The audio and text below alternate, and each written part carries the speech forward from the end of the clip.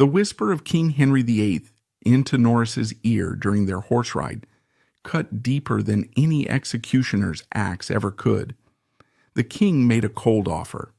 Just admit to sleeping with Queen Anne Boleyn, and you get to keep your life. It was a dirty lie in exchange for breath, but Norris did the unthinkable and refused that mercy. He chose to let his own blood soak the wooden block, rather than utter a single false word to stain the Queen's honor. It is terrifying to think that the man being dragged to the scaffold was the only one allowed to see the king at his most naked and vulnerable. Norris was the groom of the stool, a friend so close he attended to the king's most private bathroom needs and washed him like a brother every morning. From holding the keys to the king's private chambers to facing the executioner, his death proved a brutal truth. A lifetime of loyalty meant nothing the moment the king demanded blood. He came from the gentry, the solid, reliable backbone of England. Born sometime in the late 1480s, records are frustratingly opaque, but 1482 is a likely candidate. Norris was the product of a family that had mastered the art of survival. His father was Sir Edward Norris of Yattenden, and his mother was Frides Wyde Lovell. These names carry weight. The Norrises were a Berkshire family with a history of military service and administrative competence, but the real lesson of his childhood was political agility. The late 15th century in England was a bloodbath, the Wars of the Roses. It was a time when choosing the wrong side meant death, and the right side changed with the wind. The Norris family had navigated these treacherous waters with remarkable skill. They had served the Yorkist kings when the White Rose was in ascendance, but they had seamlessly transitioned to the Tudors when Henry VII took the crown at Bosworth Field. This adaptability was in Henry Norris's DNA. He was raised with the understanding that loyalty was the currency of survival, but that loyalty had to be directed toward the person currently wearing the crown. He was not born to lead armies, but to manage men.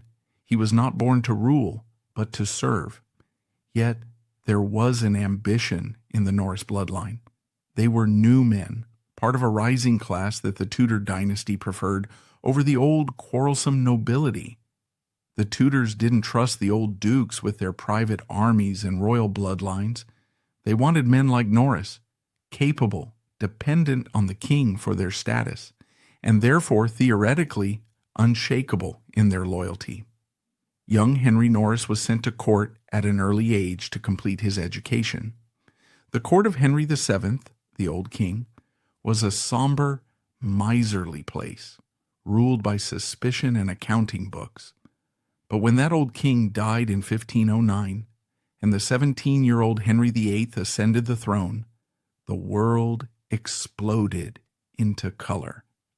Suddenly, the court was no longer a place of whispers and ledgers. It was a perpetual party.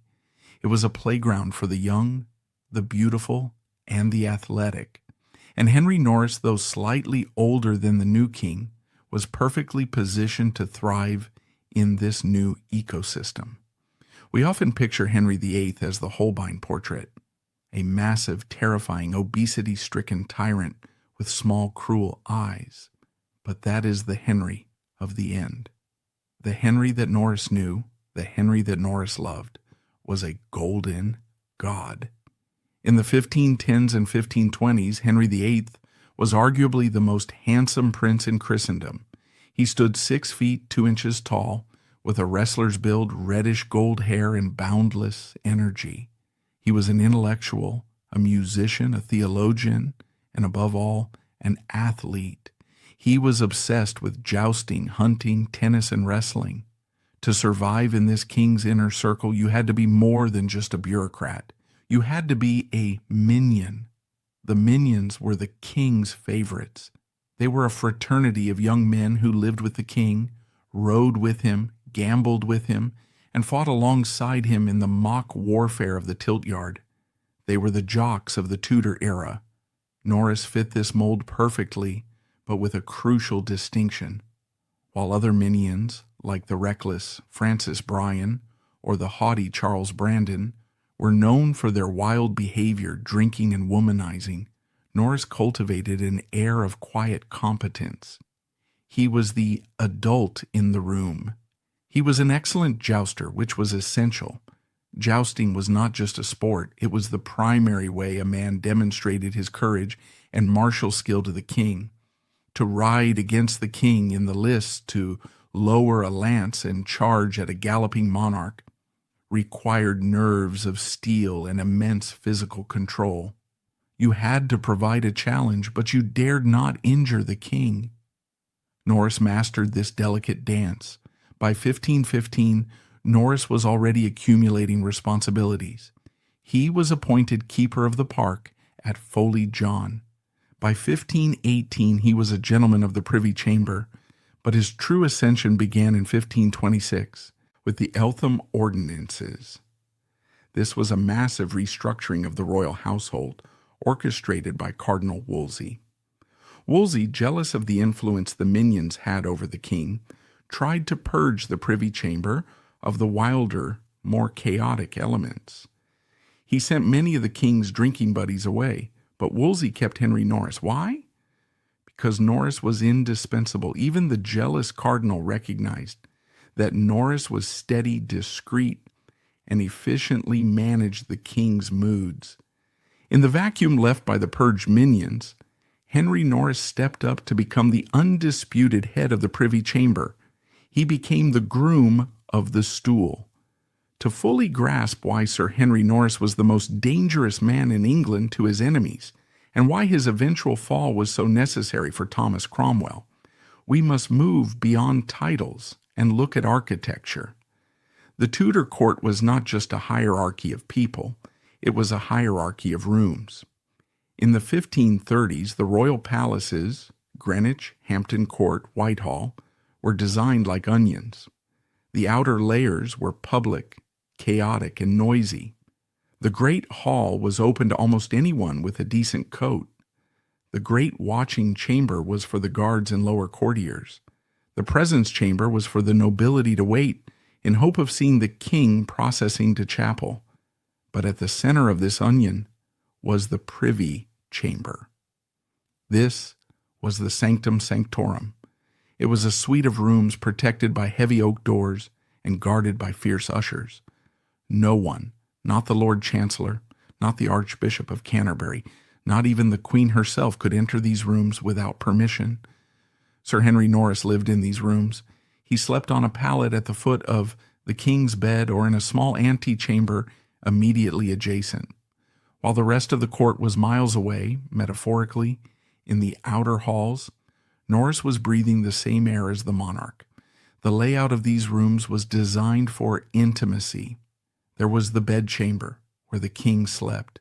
There was the breakfast room, and there was the secret jewel house, where the king kept his personal treasures, and where Norris often worked, cataloging the gems and gold that Henry loved to hoard. Norris's control over this physical space was absolute. If Thomas Cromwell wanted to show the king a new draft of a law, he had to ask Norris to take it in. If an ambassador wanted to deliver a secret message from the emperor, he had to bribe Norris to leave the door ajar. This geography meant that Norris controlled the most valuable resource in the kingdom, the king's mood. He knew when the king was tired. He knew when the king had drunk too much the night before. He knew when the king was missing Anne Boleyn or angry with her. By controlling the timing of information, Norris controlled the outcome of policy. The day in the Privy Chamber began early, and it began with a ritual that gave Norris his title, the Groom of the Stool. We must strip away the modern embarrassment surrounding this. In the 16th century, the stool was a piece of furniture, a box covered in velvet and silk padded for comfort, containing a pewter or copper basin. It was a luxury item. Norris's duty was not merely to hand the king a towel. It was a ritual of purification and preparation. In the quiet of the morning, While the palace was still waking up, Norris was alone with Henry. As the king attended to his needs, he would talk. This is the psychological key. When we are vulnerable, we tend to be honest. Henry VIII, a man who had to wear a mask of majesty for 16 hours a day, could only take that mask off in the bathroom. It was here, in these unguarded moments, that Henry asked Norris for his true opinions. What do the people really say about the divorce? Is Cromwell becoming too arrogant? Does the Queen truly love me? Norris wasn't just a servant. He was a sounding board. He was the mirror in which the king checked his own soul. Following the ablutions came the ceremony of dressing. The king did not dress himself. Every piece of clothing, the hose, the doublet, the jerkin, the heavy fur-lined gown, was handed to him by the gentlemen of the Privy Chamber, led by Norris. This was a coordinated dance. Norris would warm the king's shirt by the fire. He would check the points, laces, to ensure they were strong. He would fasten the jewels onto the king's chest. This physical touch created a bond that was almost familial. In a world where touching the king was technically an assault, Norris touched him hundreds of times a day. He knew the king's body better than the queen did. He knew where the king was gaining weight. He knew which old jousting injuries were flaring up. This brings us to the darkest and most dangerous aspect of Norris's job, the management of the king's health. By 1536, Henry VIII was a crumbling monument. The golden youth of 1520 was gone. He was 44 years old, which was considered approaching old age in the Tudor era. He was gaining weight rapidly, but the real problem was his leg. During a joust years earlier, Henry had received a wound on his leg. It had ulcerated. It refused to heal. It was a constant weeping open sore that caused him agony, smelled terrible, and occasionally caused dangerous fevers, sepsis. The king was terrified of his own weakness. He went to great lengths to hide the extent of his infirmity from the court and the world. A king could not be seen as a cripple. Norris was the chief nurse. He helped the surgeons dress the wound. He saw the king in tears from the pain. He saw the king unable to walk. He managed the sorrows of the king's body. Furthermore, Norris knew the secrets of the king's sexual health.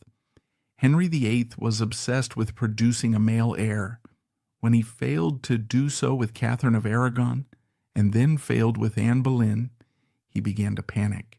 He worried about his potency. There were whispers, never written down, but certainly spoken in the Privy Chamber, about the king's performance. Norris knew the truth. He knew if the king was struggling in the bedroom. This knowledge was radioactive.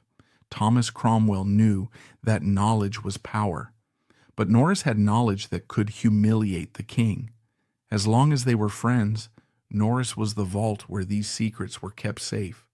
But as soon as the king's paranoia took over, Norris transformed from a vault into a liability.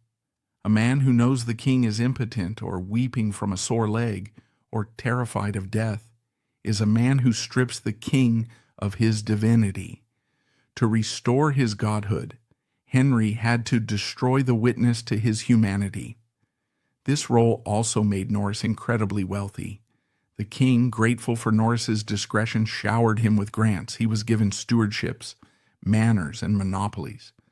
By the mid-1530s, Norris's annual income was estimated at over £1,300. To put that in perspective, a skilled laborer might earn £5 a year. Norris was earning a fortune that rivaled the oldest dukedoms in the land. He built a power base in Berkshire and Oxfordshire. He was effectively the king of the Thames Valley. But unlike the rapacious courtiers who would follow him, Norris had a reputation for generosity. He was known as a good landlord and a patron of the arts. If we want to understand why Henry Norris was so beloved and why his eventual execution was such a shock to the nation, we must look at his behavior during the fall of Cardinal Wolsey in 1529. Cardinal Wolsey had been the sun around which the English political solar system revolved. He was arrogant, ostentatious, and universally hated by the nobility. When he failed to secure Henry's annulment from Catherine of Aragon, the king turned on him. The fall of a Tudor favorite was usually a feeding frenzy. As soon as Wolsey's power cracked, his friends abandoned him. The Duke of Norfolk and the Duke of Suffolk, who had bowed to Wolsey for years, now practically lined up to spit on him. But Henry Norris did not participate. In October 1529, a pitiful scene played out. Wolsey, stripped of his power, was riding his mule into exile at Putney. He was broken, weeping, convinced he was about to be executed. Suddenly, a rider appeared on the horizon, galloping furiously toward the disgraced cardinal. It was Henry Norris. Wolsey's heart must have stopped. He likely assumed Norris was bringing the warrant for his arrest. Instead, Norris jumped from his horse and bowed low, showing the same respect to the ruined priest that he had shown to the Lord Chancellor. He handed Wolsey a gold ring from the king, a secret token of affection. Norris delivered a message. The king still loved him, but political pressure made this exile necessary. "Be of good cheer," Norris told him.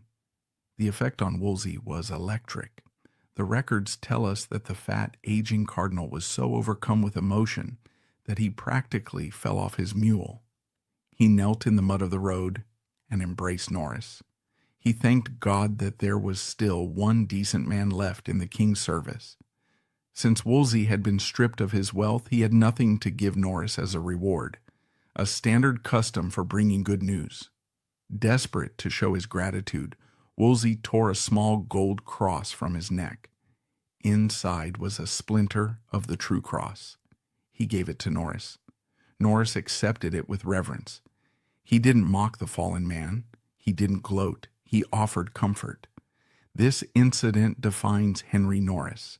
He was a man of old-world chivalry in a new world of cutthroat politics.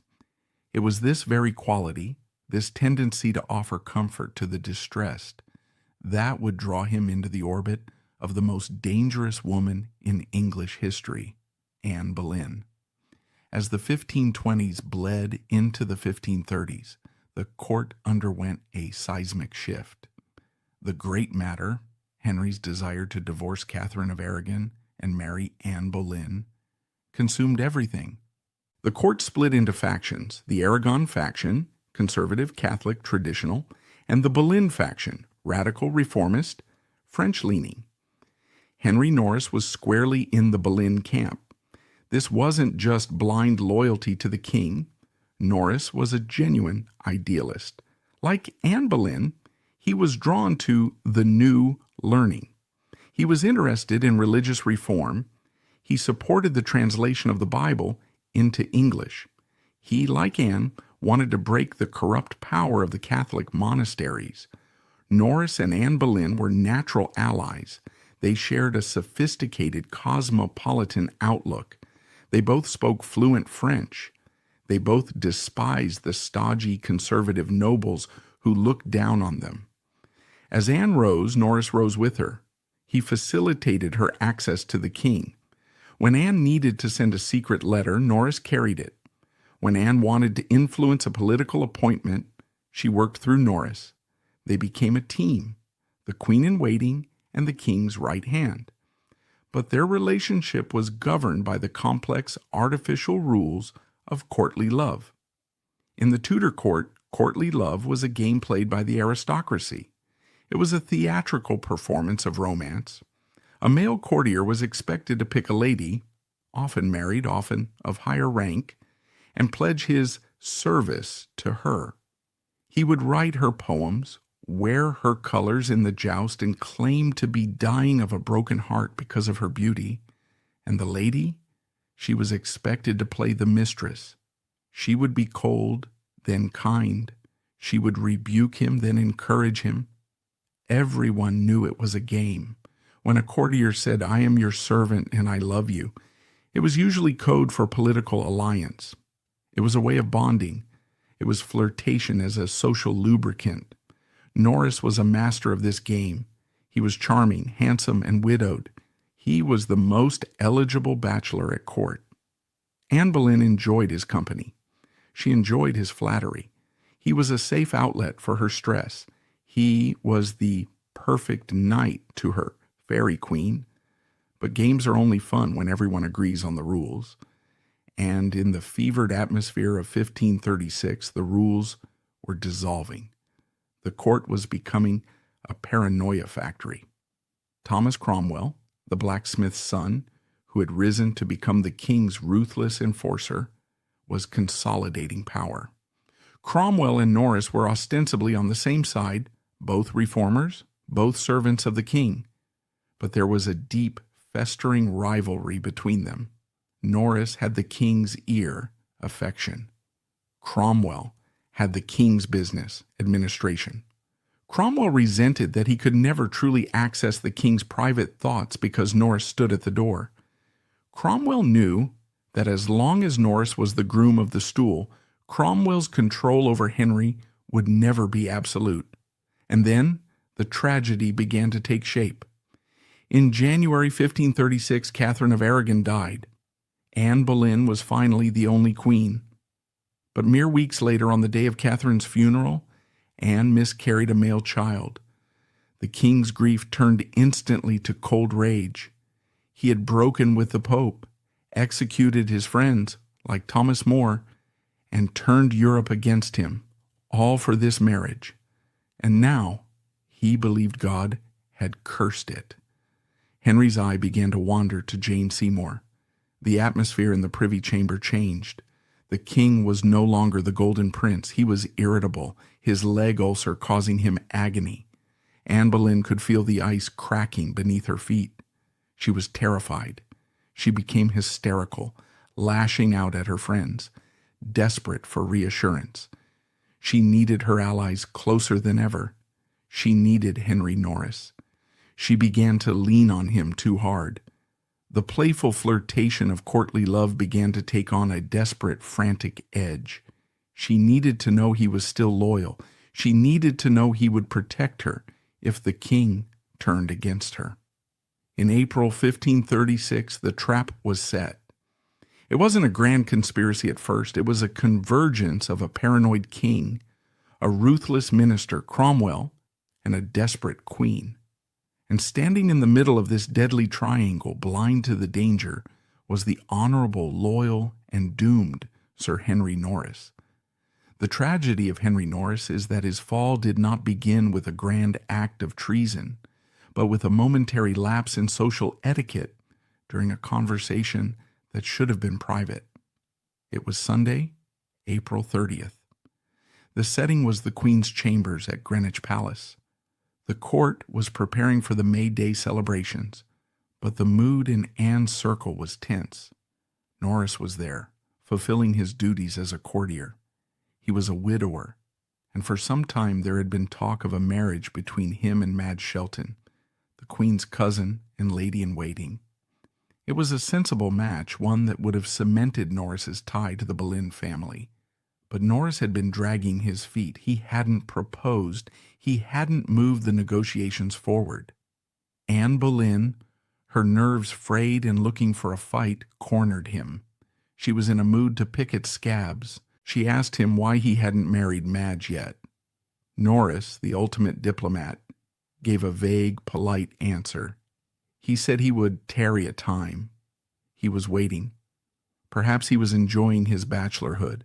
Perhaps he sensed the political winds were changing and didn't want to tie himself too closely to a sinking ship.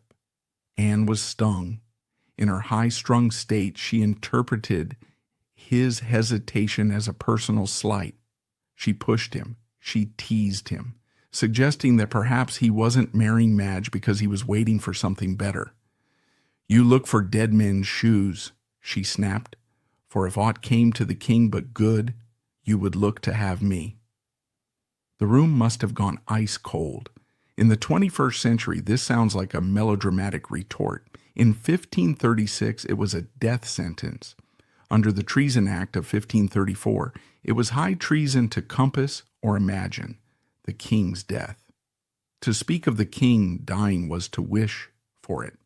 For the queen to suggest that her husband's best friend was waiting for him to die so he could marry the queen himself was not just a flirtatious joke, it was a verbalization of a coup. It implied they had discussed the king's death. It implied a future without Henry. Norris, a man who knew the law intimately, realized instantly that Anne had just handed their enemies a loaded gun. He panicked. The smooth, calm groom of the stool vanished, replaced by a terrified subject. He immediately rebuked the queen. He told her that if he had any such thoughts, he would rather his head be cut off. It was a violent, defensive reaction.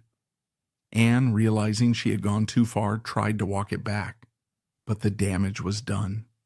She was so rattled by the exchange that she ordered Norris to go to her almoner, chaplain, and swear on his oath that she was a good woman. She was trying to create a record of her innocence before the accusation could spread. But walls in Tudor palaces were made of paper and ears. Cromwell's spies were everywhere. Within hours, the conversation was reported to Thomas Cromwell. Cromwell must have smiled. He didn't need proof of sexual intercourse. He didn't need dirty sheets. He had the Queen and the King's chief gentleman discussing the King's death. That was enough. The sun rose on May 1st, 1536, over a court that was pretending everything was normal. It was May Day, the traditional festival of spring, youth, and renewal. A grand tournament was held at Greenwich. The tilt yard was packed with spectators.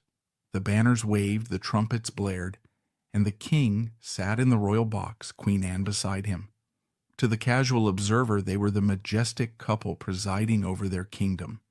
But beneath the velvet, the king was simmering.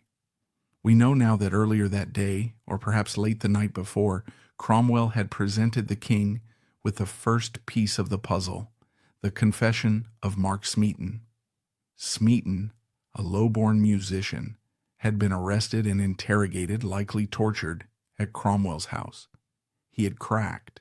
He had confessed to being the Queen's lover, but Henry VIII wasn't satisfied with just a musician. A queen doesn't betray a king for a lute player. The king's paranoia demanded a bigger betrayal. Down in the lists, Sir Henry Norris was preparing to ride. He was one of the challengers, leading the king's team. He was clad in armor, mounted on a powerful destrier. He was the picture of chivalric perfection. As he dipped his lance to the royal box, he was saluting a man who was already deciding whether to kill him. The joust began. Norris rode well. The crowd cheered. The violence of the sport, the shattering of lances, the thunder of hooves, masked the political violence about to be unleashed. Then abruptly, it ended. Before the tournament was finished, the king stood up. His face was thunderous. He did not wait for the final ceremonies. He did not say goodbye to the queen. He simply turned and left the box. Anne must have watched him go with a sinking heart. She would never see him again. The king ordered his horse. He was riding to Westminster immediately, and he issued a command that sent a shock wave through the retinue. Sir Henry Norris was to ride with him. The journey from Greenwich to Westminster is not long, but for Henry Norris, it was the longest ride of his life. This journey is one of the most intimate and devastating scenes in the history of the English monarchy. It was just the two of them, perhaps with guards at a respectful distance. Two men who had known each other for 20 years. Two men who had shared secrets, money, and laughter. Henry VIII confronted Norris. He didn't scream. He bargained. The king told Norris what he knew. He told him about Smeaton's confession. He told him about the rumors. And then he made Norris an extraordinary offer. Henry VIII claimed he loved Norris. He valued his service. And because of that love, he was willing to make a deal. If Norris would confess, if he would admit to the affair with Anne Boleyn, the king promised to spare his life. Think about the psychology of this offer. The king was desperate for validation. He needed his best friend to confirm his paranoia. If Norris confessed, it would justify everything Henry wanted to do. It would prove that Anne was a whore, that Henry was the victim, and that the marriage could be dissolved guilt-free. The king was effectively saying, "Lie for me, and I will let you live. Destroy her, and I will save you." Most men would have taken the deal. Norris was wealthy. He had children to protect. All he had to do was nod his head. All he had to do was say, "Yes, Your Majesty. She seduced me." He would have been banished, disgraced, but he would have kept his head. But Henry Norris was bound by a code that the king had long ago abandoned. He was a gentleman. Norris looked at the king and refused. He denied the charges utterly. His reported words echo through the centuries. "I would die 1,000 deaths rather than ruin an innocent person." He not only asserted his own innocence, but he also defended Anne. He told the king that in his conscience he believed the queen to be innocent. This was the breaking point. The king's offer of mercy was conditional on Norris's submission. When Norris refused to validate the king's delusion, the king's love turned instantly to hatred. Henry VIII could not tolerate a man who made him feel morally inferior. If Norris was innocent, then Henry was a tyrant. Therefore, Norris had to be guilty. By the time they reached Westminster, the friendship was dead. Norris was arrested on arrival and taken straight to the Tower of London. The Tower of London was the grim processing center for the king's enemies. Norris was not thrown into a dungeon initially. As a man of high rank, he was likely kept in relatively comfortable lodgings. But the comfort was an illusion. He was cut off from the world. He had no lawyer. He had no contact with his family. And his interrogator was Thomas Cromwell. Cromwell visited Norris in the Tower. The dynamic between these two men is fascinating. They were the two pillars of the state, the administrator and the courtier. Cromwell respected Norris's power, but he needed him gone. We can imagine the interrogation. Cromwell would have been calm, reasonable. He would have pointed out that Smeaton had already confessed. He would have pointed out that the king was determined. He likely repeated the king's offer, "Confess, and you might still save your lands for your children." But Norris held firm. He knew that Mark Smeaton had likely been tortured, rack or thumbscrews. A confession obtained under torture was worthless to a man of honor. Norris's refusal to confess was a massive problem for Cromwell. Smeaton was a low-born nobody. His word against a queen was weak. Cromwell needed a nobleman, a credible witness to admit guilt. He needed Norris to legitimize the entire trial, but Norris wouldn't break. He maintained that the queen was innocent and that he was innocent. Meanwhile, the net was widening. Cromwell was not content with just Norris and Smeaton. To make the conspiracy look like a grand debauchery, he needed more bodies. He turned his gaze to Sir Francis Weston, arrested on May 4th. A young, arrogant, and handsome gentleman of the Privy Chamber, Weston had been a favorite of the king and his tennis partner. Yet his crime was simply flirting too boldly within the Queen's inner circle. Next came Sir William Brereton, a powerful magnate from Cheshire. Then came the final devastating blow, the arrest of George Boleyn, Lord Rochford, the Queen's own brother. The accusation leveled against him was the most horrific of all: incest. While Norris sat in the Tower, Cromwell's legal team was drafting the indictment. On May 10th and 11th, grand juries were summoned to rule on whether there was enough evidence to go to trial. This was a formality. The juries were packed with men who owed their careers to Cromwell or who were terrified of the king. They returned a true bill. The trial was set. For Henry Norris, the realization must have been settling in. He wasn't going to talk his way out of this.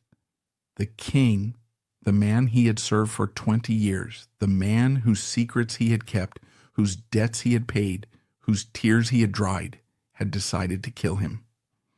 On the morning of Friday, May 12, 1536, Sir Henry Norris was led from the Tower of London to Westminster Hall. He traveled by barge, the dark waters of the Thames lapping against the hull, a river he had traveled 1,000 times in luxury with the king, now his road to judgment. Westminster Hall was the heart of English justice. It is a cavernous, terrifying space with a soaring hammer-beam roof that makes human beings feel like insects. On this day it was packed. The galleries were overflowing with courtiers, merchants, and the curious public. They had come to see the unimaginable, the king's other self on trial for treason. The atmosphere was not one of justice, it was one of political theater. Everyone in that room knew the script. The king wanted a divorce from Anne Boleyn. To get it, he needed her to be a monster, and to make her a monster, her friends had to be monsters too. Norris stood at the bar, flanked by the 3 men who shared his grim fate. Beside him was Sir Francis Weston, the young, foolish favorite who had flown too close to the sun, standing alongside Sir William Brereton, the hard-bitten magnate from the wild Welsh marches. Completing their doomed quartet was Mark Smeaton, the low-born musician, the only one among them who had broken under pressure and confessed. The contrast between the men was stark. Smeaton was likely broken, trembling, perhaps showing signs of the torture he had endured. Norris, Weston, and Brereton, gentlemen all, stood tall. They were not guilty. They were innocent men in a room designed to kill them. If Norris had any hope of a fair trial, it evaporated when he looked at the jury. In a modern trial, we expect a jury of impartial peers. In 1536, the jury was a weapon. The panel consisted of 12 knights and esquires, but they were not random choices. They were handpicked by Thomas Cromwell and the king's allies. Many of them had personal grudges against the Boleyn faction. Others were simply terrified. They knew that if they returned a verdict of not guilty, they themselves might be the next ones standing in the dock. The king's will was law, and the king's will was that Norris must die. Presiding over the court was the Duke of Norfolk, Thomas Howard. He was Anne Boleyn's uncle, but he hated her. He was a conservative, old-school aristocrat who viewed men like Norris, new men, risen from the gentry, with contempt. Norfolk was there to ensure the butcher's work was done efficiently. The charges were read aloud. The Crown prosecutor claimed that Henry Norris had traitorously committed adultery with the Queen. The indictment was specific. It accused Henry Norris of sleeping with the Queen on October 6, 1533, and again on October 12, 1533, at Westminster. Norris listened to these charges with what we can assume was a mixture of horror and resignation. He had no counsel. He had no access to his own records. He could not call witnesses. When he tried to speak to deny the charges, he was fighting against the full weight of the state. He maintained that the Queen was innocent and that he was innocent. But the most damaging witness was standing right next to him. Mark Smeaton, the musician, pleaded, guilty. This was the hammer blow. Smeaton's confession, yes, I did it, tainted everyone else.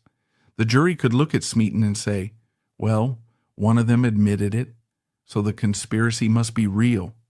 Smeaton's weakness doomed Norris's strength. The jury did not deliberate for long. There was no need. To acquit Norris would be to accuse the king of being a liar. The foreman stood up.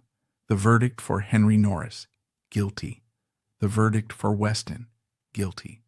The verdict for Brereton, guilty. The verdict for Smeaton, guilty. Then came the sentencing. The Duke of Norfolk, representing the king, pronounced the judgment. It was the standard sentence for high treason, and it is the most horrific punishment in English law. to be hanged, drawn, and quartered. Norris was condemned to face the full brutality of a traitor's death. He was to be dragged upon a wooden hurdle through the streets of London to Tyburn, where he would be hanged by the neck only to be cut down while still alive and conscious. In a final act of gruesome theater, his belly was to be sliced open and his entrails burned before his very eyes, after which his body would be severed into quarters and displayed upon the city gates as a grim warning. This was the king's final message to his beloved friend. The man who had held the king's towels, who had soothed the king's headaches, was sentenced to be butchered like livestock. However, in a final twist of the knife, the king granted mercy. Because Norris was of noble stock and a knight of the body, the sentence was commuted. He would not be quartered. He would be beheaded. It was a small mercy, but in the terrifying world of the Tudors, a clean death was a prize worth praying for. Norris was taken back to the Tower. He had 5 days left to live. The psychological pressure during these final days was immense. Thomas Cromwell and his agents continued to press the condemned men. They desperately wanted a confession. Even after the verdict, a confession from Norris would have been political gold.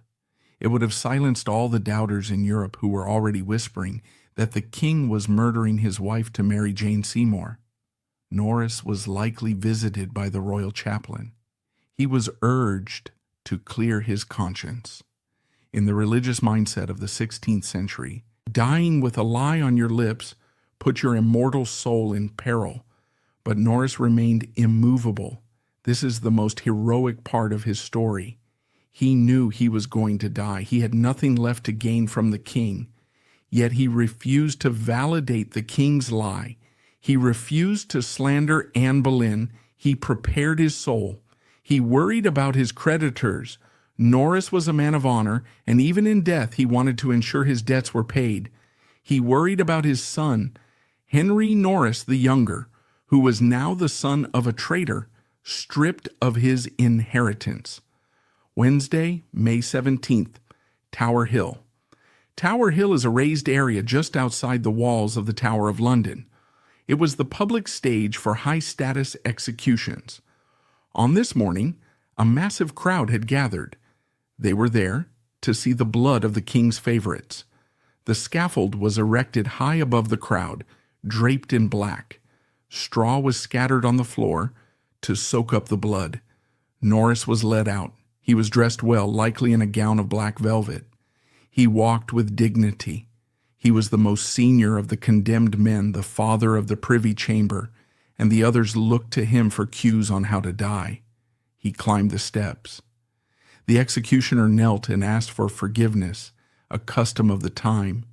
Norris forgave him and likely gave him a few gold coins, the traditional tip to ensure a sharp axe and a clean swing. Then came the moment of the speech. We must understand the scaffold speech. It was a genre of performance art. You were not allowed to claim you were innocent. If you claimed innocence on the scaffold, the king might get angry and revoke the pardon for your family's property. To save your children, you had to play along. You had to say, I am a sinner. I deserve to die. God save the king. Norris walked this tightrope brilliantly. He faced the crowd. He did not confess to adultery. He did not confess to treason. He simply said that he had been judged by the law, and he was there to suffer the penalty of the law. He asked the people to pray for the king. He asked them to pray for his soul. It was a non-denial denial. He submitted to the authority of the king, but he did not admit to the crime. He maintained his code of silence to the very end. He removed his gown and doublet. He unbuttoned the collar of his shirt. The crowd fell silent. Sir Henry Norris, the man who had controlled the Tudor court, the man who had been the gatekeeper to the greatest monarch in Europe, knelt in the straw. He placed his neck on the block. He commended his spirit to God. The axe rose. It fell. And with one blow, the king's other self was gone. The aftermath of the execution was swift and brutal. The bodies of Norris, Weston, Brereton, and Smeaton were stripped. Their heads were not spiked on London Bridge, another mercy granted to them. They were gathered up. There is a haunting tradition that they were buried in the graveyard of the Chapel of St. Peter at Vincula, within the Tower walls. This is the saddest patch of earth in England, where queens and saints and traitors lie mixed together without monuments. But the legend of Ockwell's Manor persists.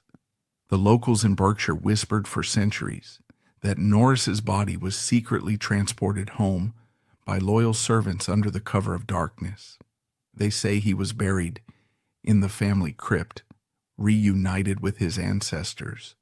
Whether true or not, the story reflects the deep respect Norris commanded. He was not remembered as a traitor by those who knew him. He was remembered as a martyr to a tyrant's ego. Back at court, Henry VIII did what he did best. He rewrote history.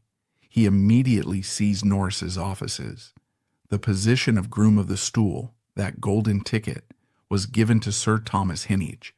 The king took Norris's houses. He took his plate. He took his horses. Henry VIII erased Henry Norris. He never spoke his name again. It was as if the 20 years of friendship, the intimate mornings in the Privy Chamber, the shared jokes, the shared secrets, none of it had ever happened. The king washed his hands of the blood and turned his face toward his marriage to Jane Seymour, which took place just 13 days later. But while the king could kill the man, he couldn't kill the truth. Norris's refusal to confess remained a stubborn stain on the king's conscience. It was the silence that roared. By refusing to give the king the lie he wanted, Norris had denied Henry the one thing he craved most: moral justification. The king had his divorce, he had his new wife, but he had lost the only man who had ever truly been his friend. And in the shadows, a young boy was watching. Henry Norris the Younger, now an orphan of a traitor, was growing up. He would carry the weight of his father's name through the dark years ahead. He would wait for the wheel of fortune to turn, and when the daughter of Anne Boleyn finally took the throne, the ghost of Henry Norris would rise again.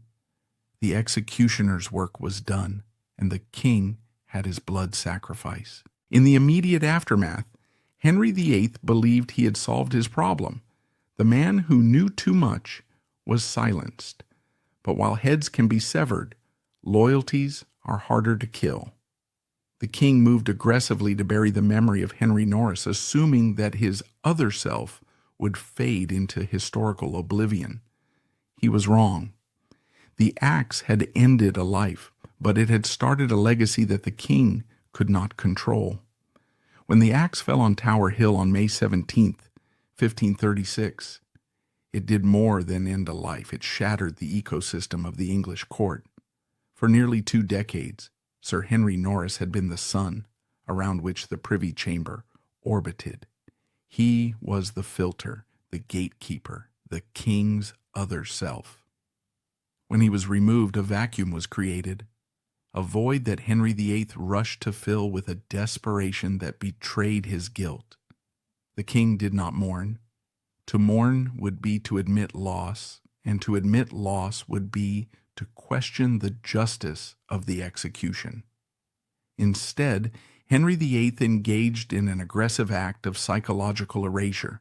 He treated Henry Norris not as a dead friend, but as a failed appliance that had been discarded. Within hours of the execution, the king was already distributing the spoils. The physical erasure was just as swift. Norris's apartments at Hampton Court in Greenwich were cleared out. His furniture, his tapestries, his plate, all seized by the crown. The king, in a petty display of dominance, even took some of Norris's horses for his own stables. Every time Henry rode one of those horses, did he think of the man who had trained it? We will never know. The king had a terrifying capacity to compartmentalize his conscience. But while the king could confiscate property, he could not confiscate the whispers. The court was in shock. Ambassadors wrote home in disbelief. The imperial ambassador, Eustace Chapuis, who had hated the Boleyn faction, expressed surprise at Norris's fall. He knew Norris to be a man of prudence and honor. If Norris was a traitor, then no one was safe. While the court moved on to the wedding preparations for Jane Seymour, the Norris family was left to pick up the pieces of a shattered dynasty. Norris's wife, Mary Fiennes, had died years before the tragedy, around 1531. This meant that his children were now orphans. The most important of these was his eldest son, also named Henry Norris, born around 1525. Imagine the position of this 11-year-old boy. One day, he is the son of the most powerful commoner in England, heir to a vast fortune, destined for greatness. The next day, his father is a convicted traitor, his blood tainted, meaning he could not inherit titles, and his family name is synonymous with the worst crime imaginable, sleeping with the Queen. However, the Norris family had a secret weapon. They were liked. Unlike the Boleyns, who were despised for their arrogance, Sir Henry Norris had been universally respected for his kindness. This bank account of goodwill paid dividends after his death. The king, perhaps feeling a flicker of shame, did not leave the children destitute. He allowed the Norris family to keep some of their lands.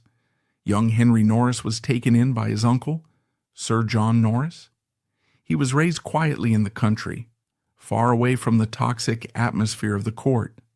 He grew up in the shadows of Ockwell's Manor and Rycote. These were the silent years. For the remainder of Henry VIII's reign, until 1547, the name Norris was spoken in hushed tones. The young Henry learned the most valuable lesson a Tudor survivor could learn: invisibility.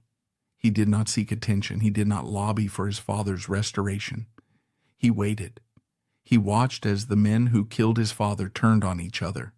He watched Thomas Cromwell, the architect of the plot, lose his own head in 1540, a grim poetic justice. He watched the Duke of Norfolk narrowly escape execution. He watched the king rot from the inside out, dying a bloated, terrifying wreck in 1547. With the old tyrant dead, the ice began to thaw. But the true restoration of the Norris name would have to wait for a specific miracle. It would have to wait for the daughter of the woman his father died for. In 1558, Mary I, Bloody Mary, died, and Elizabeth I ascended the throne.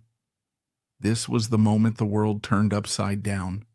Elizabeth was the daughter of Anne Boleyn. For her entire life, she had been told her mother was a whore and a traitor. But Elizabeth knew the truth.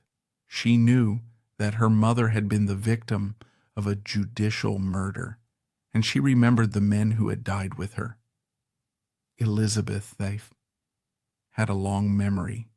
She knew that when the king offered Henry Norris his life in exchange for a confession, Norris had refused. He had protected her mother's reputation with his dying breath. If Norris had confessed, Elizabeth's legitimacy would have been destroyed forever. She owed her crown in part to Henry Norris's silence. As soon as she became queen, she sent for the Norris family. The meeting between Queen Elizabeth I and Henry Norris the Younger must have been electric. She looked at him and saw the son of the martyr. He looked at her and saw the living vindication of his father's sacrifice. Elizabeth did not hold back. She restored the Norris family to full blood. She returned their confiscated lands. But she went much further. She knighted Henry Norris. She made him Baron Norris of Rycote. She brought him into the inner circle of the Elizabethan court. She gave him the nickname My Own Crow, a play on the black Norris crest, or perhaps his dark hair, a term of endearment that signaled to everyone, this man is untouchable. In 1566, Elizabeth appointed Henry Norris, now Baron Norris, as her ambassador to France. The symbolism was staggering. His father, Sir Henry Norris, had been the great Francophile of Henry VIII's court. He had loved French culture, acted as the liaison to the French ambassadors, and had been destroyed by a coup that sought to break the French alliance. Now his son returned to Paris as the voice of England. Baron Norris served as ambassador for 4 difficult years, 1566 to 1570. These were the years of the French Wars of Religion. It was a dangerous, complex assignment requiring nerves of steel, the same nerves his father had shown in the Privy Chamber. Norris performed admirably. He was not a flashy courtier like his father. He was a serious, somewhat somber statesman. He had lived through the trauma of 1536, and it had left him with a permanent gravity. But his service cemented the Norris family as a pillar of the Elizabethan state. The family seat, Rycote Palace in Oxfordshire, became a symbol of this resurrection. Elizabeth I visited Rycote multiple times. She treated it as a second home. There's a touching story about the relationship between the Queen and the Norris family. Baron Norris and his wife, Marjorie Williams, had 6 sons. They were a brood of fighting men serving as soldiers in Ireland and the Netherlands. They were known as the Norris brood. As the wars took their toll, the sons began to die in service to the Queen. Each time a son died, Elizabeth would write a personal letter of condolence to Lady Norris. She called her "my own dear Crow." Her letters were not the formal missives of a monarch. They were the letters of a woman sharing the grief of a family she loved. When one of the sons, Sir John Norris, a famous general, died, the Queen was so distraught she could barely write. The bond between the House of Tudor and the House of Norris, severed by the axe in 1536, had been healed by the daughter of Anne Boleyn. We have walked the floorboards of the Privy Chamber and felt the suffocating pressure of life alongside a tyrant. We have seen how the very nature of Norris's duties made him both indispensable and doomed. But now, we must strip away the emotion and the atmosphere. We must step out of the 16th century and look at the cold, hard facts with modern eyes. If we were to convene a court today, armed with the forensic tools of the historian, does the case against Henry Norris stand up? It is time to subject the king's justice to the verdict of the centuries. If Sir Henry Norris were tried in a modern court of law, or even a fair court of the 18th century, the case against him would not just fail, it would be thrown out by the judge before the jury was even seated. The judicial murder of Norris is one of the most transparent frame-ups in legal history. And to understand the depth of the tragedy, we must act as forensic historians and dissect the evidence that sent him to the block. The Crown's case rested entirely on the indictment. This document, preserved in the National Archives, lists specific dates and locations where the alleged adulteries took place. At the time, Norris had no access to this document to prepare a defense. But today, we can cross-reference these dates with the royal itinerary, the daily log of where the king and queen were located, and the household accounts. The results are damning for the prosecution, revealing a case built on chronological impossibilities. The indictment accuses Henry Norris of sleeping with the Queen at Westminster on October 6th and 12th, 1533, yet this timeline is fabricated. On those specific dates, Anne was miles away at Greenwich Palace, still adhering to the strict religious protocol of confinement following the birth of Princess Elizabeth, a period during which no man was permitted near her chambers. While Anne was locked away, Norris was likely attending the king at Westminster. Furthermore, the allegations concerning November 1535 at Hampton Court are equally implausible. Although the Queen was present at the palace, the reality of royal life offered no secrecy. She was surrounded 24 hours a day by her ladies-in-waiting, leaving absolutely no privacy for an illicit liaison. Why were these specific dates chosen? It appears Thomas Cromwell's clerks simply picked dates when the court was in session, without checking the specific movements of the Queen. They were sloppy. They knew they didn't need to be accurate. They only needed to be lethal. The jury was not there to weigh facts. They were there to ratify the king's will. If Norris was innocent, why did he have to die? Why couldn't Cromwell just target the musician Smeaton and be done with it? The answer lies in the theory of the factional coup. Thomas Cromwell was a brilliant political chess player. He didn't just want to remove Anne Boleyn. He wanted to destroy her entire political machine. Anne was not just a wife. She was the leader of a political party. She controlled patronage. She influenced religious policy. And her enforcers were the gentlemen of the Privy Chamber, specifically Henry Norris, Francis Weston, and William Brereton. Together, these men formed a protective blockade around the king, effectively preventing Cromwell from exercising total control. Henry Norris acted as the gatekeeper to the king's private time, while Francis Weston enjoyed privileged intimacy as the monarch's favorite playboy. Rounding out this circle was William Brereton, a powerful magnate in the Marches, who had previously clashed with Cromwell over matters of jurisdiction. By lumping them all together in a great conspiracy, Cromwell achieved a clean sweep. He decapitated the Boleyn faction in a single weekend. He removed the Queen, her brother, George Boleyn, and her three most powerful male allies. It was efficient, it was ruthless, and it left Cromwell as the undisputed master of the state, at least until the king turned on him 4 years later. There is a darker, more Freudian interpretation of why Henry VIII killed Henry Norris. It wasn't just about politics, it was about masculine insecurity.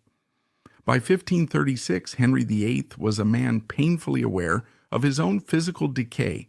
At 44, he was balding, rapidly gaining weight, unable to joust, and plagued by intermittent impotence. This decline stood in brutal contrast to the men he chose to destroy, as each victim seemed to reflect a specific vitality the king had lost. He executed Henry Norris, the fit and active perfect gentleman, and Francis Weston, the court's acclaimed young athlete and tennis player. He silenced Mark Smeaton, a musician possessing the very talent Henry prided himself on, and condemned George Boleyn, who remained handsome, witty, and intelligent. In extinguishing these men, Henry was not merely removing rivals, but crushing the living reminders of his own vanished youth and potency. These men represented everything Henry used to be, but was no longer. They were a mirror of his lost youth. When Cromwell whispered that Anne Boleyn had slept with these men, it triggered a primal rage in the king. It wasn't just betrayal, it was replacement. The idea that Anne preferred these younger, fitter, or more capable men drove the king to a murderous frenzy. He didn't just want them dead, he wanted them obliterated. He was killing his own inadequacy. Why does Sir Henry Norris matter today? Why should we care about a courtier who died 500 years ago? He matters because he represents a moral choice that is timeless. We live in an age of spin, of plea bargains, of public apologies for things people didn't do just to save their careers. We understand the concept of selling out to survive. Henry Norris had the ultimate sell-out option. He was offered life. He was offered a future. All he had to do was tell one lie. And that lie would have been easy to tell because everyone else was telling it. The king wanted it. The minister wanted it. The outcome was inevitable anyway. But Norris said no. He chose truth over life. He chose his reputation over his breath. I would die 1,000 deaths rather than ruin an innocent person. In the sordid, blood-soaked history of the Tudor court, where men betrayed their brothers and wives betrayed their husbands, Henry Norris stands as a singular beacon of integrity. He was the king's other self, but in the end, he proved to be the better man. The king had the crown, but Norris had the character. His death was a tragedy, but his life was a triumph. He showed that even in the face of absolute tyranny, the human conscience is the one territory that cannot be conquered.